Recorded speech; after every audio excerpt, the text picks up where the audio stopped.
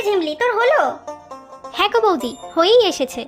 সত্যি রে ঝিমলি, তুই না থাকলে যে কি হতো। একদম পাকা হাতে বড়ি দিস তুই। কি যে বলো বৌদি, তোমার থেকেই তো শিখেছি।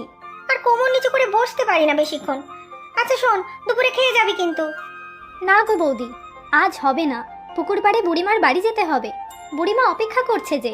সত্যি রে ঝিমলি, সবার জন্য কত ভাবিস তুই। তোমরাই তো আমার সব গো, আমার পরিবার। এই দেখো, কথা বলতে বলতে সব বড়ি দেওয়া হয়ে গেল। পরে আসিস, নাড়ু বানিয়েছি, নিয়ে যাস। আসবো গো, এবার যাই, বুড়িমা অপেক্ষা করছে।